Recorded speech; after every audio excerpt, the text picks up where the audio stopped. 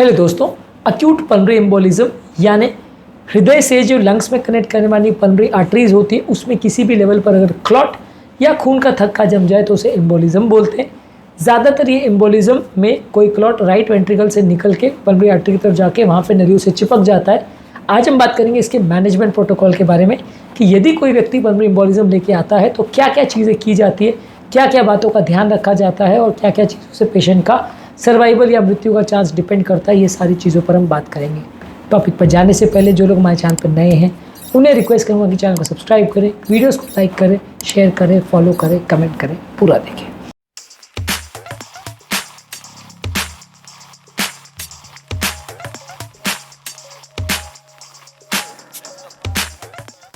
सबसे पहले तो आपको पेशेंट को स्टेबलाइज करना है। यदि पेशेंट को पल्मोनरी एम्बोलिज्म हो गया है तो पेशेंट की ओवरऑल कंडीशन देखनी, इमरजेंसी वार्ड में उसको एडमिट करना है, उसका ब्लड प्रेशर चेक करना है। ब्लड प्रेशर अगर कम है तो उसकी दवा देनी पड़ेगी, ऑक्सीजन कम है तो उसकी दवा देनी पड़ेगी। ये ओवरऑल स्टेबलाइजेशन में आपको देखना पड़ेगा।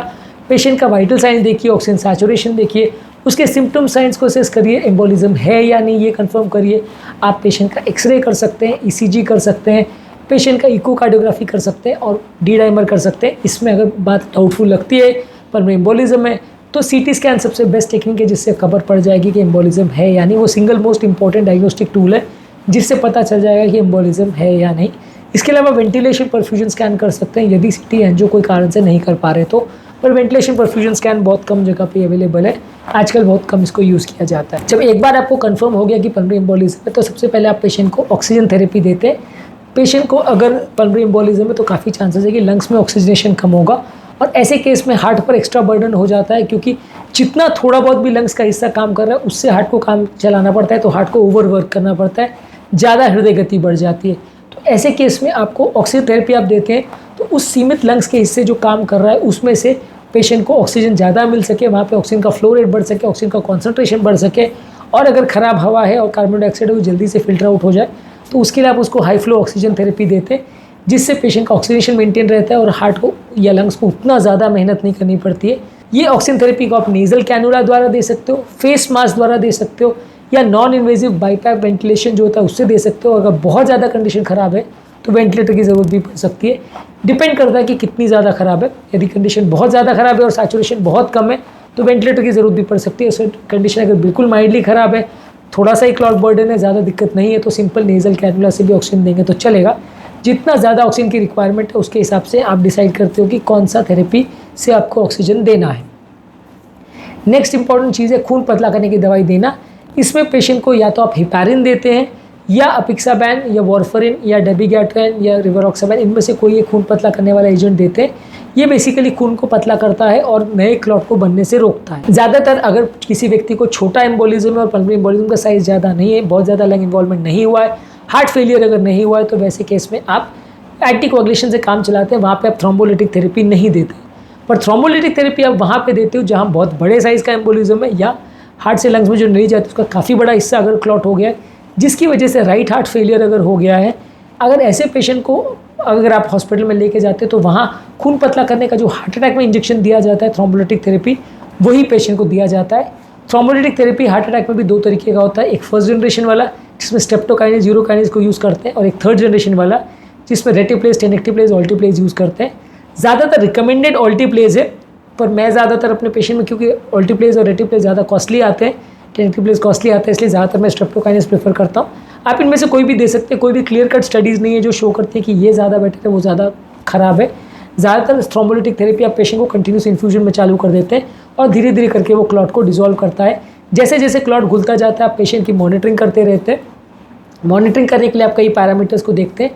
पेशेंट का एक तो ईसीजी में हार्ट रेट कम हो रहा है कि नहीं, ऑक्सीजन सैचुरेशन इंप्रूव हो रहा है कि नहीं, सांस फूलना कम हो रही है कि नहीं, पेशेंट का इको में पैरामीटर्स ठीक हो रहे हैं कि नहीं, उसका जो चेम्बर डायलेशन वगैरह था या राइट साइड की पल्मोनरी आर्टरी का प्रेशर्स थे वो कम हो रहे हैं कि नहीं, और ओवरऑल पेशेंट की कंडीशन इंप्रूव हो रही है कि नहीं, बीपी जो लो था वो पिकअप हो रहा है कि नहीं।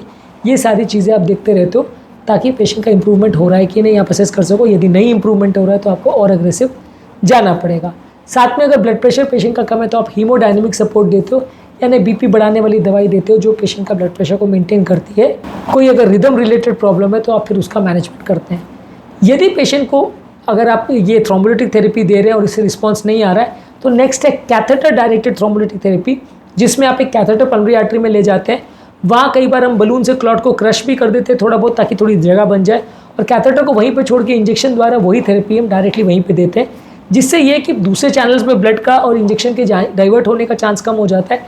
डायरेक्ट इंजेक्शन वहीं पे डिलीवर करता है अपना सारा मैक्सिमम पोटेंशियल, जिससे कि नली के खुलने के चांसेस थोड़े बढ़ जाते हैं और जिससे कि रिजल्ट्स अच्छे मिलने के चांसेस बढ़ जाते हैं। पर ये थोड़ा सा कम्बरसम और कॉस्टली होता है, इसलिए हर केस में यूज़ नहीं करते। पहले सिंपल लाइसिस को ही ट्राई करते हैं, उससे रिस्पॉन्स नहीं आता है तो इसको यूज़ करते हैं। इसके अलावा एक एम्बोलेक्टमी के नए एडवांस कैथेटर्स भी आए हैं जो आजकल मार्केट में यूज़ होना चालू है, लेकिन ये आजकल उतने ज़्यादा कॉमनली यूज़ नहीं हो रहे क्योंकि काफ़ी कॉस्टली है। इसमें बड़े वैक्यूम एस्पिरेशन पंप द्वारा आप हाई प्रेशर में सारा जो वहाँ पे क्लॉट है उसको वैक्यूम एस्पिरेट कर लेते हो और उससे नली खुलने के चांसेस कंपेरेटिवली ज़्यादा अच्छे मिलते हैं। अभी तक जितने केसेस मैंने सुने इंडिया में बहुत कम सेंटर्स में इसको ट्राई किया गया क्योंकि इसका कॉस्ट काफ़ी ज़्यादा है, 20-25 लाख तक जाता है। अदरवाइज़ बहुत कम सेंटर्स में इसको ट्राई किया जाता है, पर इससे भी कुछ हद तक सक्सेस मिलने का चांस रहता है। लेकिन हाँ, ये थेरेपी जो है ये हर केस में यूज़ नहीं करते। पहले आप सिंपल इंजेक्शन ट्राई करते हो, उसके बाद आप कैथेटर डायरेक्टेड यूज़ कर सकते हो, उसके बाद ये एम्बोलेक्टमी डिवाइसेस जो कॉस्टली वाले हैं वो आप ट्राई करते हो। इससे भी अगर बात ना बने तो नेक्स्ट ऑप्शन है सर्जिकल एम्बोलेक्टमी, जिसमें ओपन सर्जरी करके जो नली है उसको आप ओपन करते हो और हर नली में जितना जितना क्लॉट है उसको आप ओपन करके निकालते हो। पर ऑब्वियसली बहुत बड़ा सर्जरी है, कार्डियोपल्मोनरी बाईपास में किया जाता है और इसमें रिस्क काफ़ी ज़्यादा होता है, रिजल्ट्स उतने अच्छे नहीं आते, कॉम्प्लिकेशन होने का चांस भी ज़्यादा रहता है, इसलिए इसको हर केस में यूज़ नहीं किया जाता। लास्ट रिजॉर्ट के लिए रखा जाता है, जब बाकी कुछ वर्क नहीं करे तो आप इसको यूज़ कर सकते हो, बाकी सब थेरेपी जब फेल हो जाए तब इसको यूज़ करते हो। कुछ कुछ केसेस में जब पाँव की नली में क्लॉट है और ऑलरेडी थोड़ा एम्बोलिज्म बन चुका है या एम्बोलिज्म बनने के चांसेस हैं, वहाँ पे एक इन्फीरियर वेना केवा फिल्टर आप लगाते हो, जो कि पेट की नली में एक बड़ा फिल्टर या छाता जैसा लगा देते हैं, ताकि जो पाँव की नली से क्लॉट निकल के वो लंग्स की तरफ ना जाए, वहीं पे अटक जाए। इसको इन्फीरियर वेना केवा फिल्टर या IVC फिल्टर बोलते हैं। ये कुछ दिनों तक या कुछ महीने तक पेशेंट को लगा दिया जाता है, खासकर उन लोगों के लिए जहाँ आप बहुत ज़्यादा खून पतला करने का दवा नहीं दे पाते हो या पेशेंट की हालत इतनी ख़राब है कि अगर एम्बोलिज्म होगा तो जान चली जाएगी। वहाँ पे इसको यूज़ करते हैं और 4-6 महीने बाद जब काम खत्म हो जाए, खून पतला हो जाए, क्लॉट डिजॉल्व हो जाए, तो फिर इसको निकाल दिया जाता है। ये रिट्रीवेबल फिल्टर होते हैं जिनको कैथेटर द्वारा पाँव की नलियों से इन्फीरियर वेना केवा में लगा दिया जाता है, और जब ज़रूरत नहीं होती है तो गले की नली से इसमें एक हुक रहता है, वो पकड़ के बाहर निकाल लेते हैं। तो ये बेसिकली रिट्रीवेबल फिल्टर्स होते हैं जिनको आप थोड़े टाइम के लिए लगाते हैं और बाद में निकाल देते हैं। इसके बाद शुरू होता है लॉन्ग टर्म मैनेजमेंट प्रोटोकॉल। एक बार अगर पेशेंट हॉस्पिटल से एम्बोलिज्म का स्टेबलाइज हो गया, कंडीशन स्टेबल हो गई, तो आप पेशेंट को खून पतला करने की दवा देके रेगुलर मॉनिटरिंग में रख के डिस्चार्ज करते हैं और रेगुलरली पेशेंट का इको देखते रहते हैं कि इंप्रूवमेंट हो रहा है कि नहीं, डिटोरेशन तो नहीं हो रहा। कभी कभार आप रीचेक CT स्कैन भी करके देख सकते हो कि क्लॉट कितना डिजॉल्व हुआ, क्लॉट बर्डन अभी कितना है और वापस क्लॉट बनने की आशंका तो नहीं है।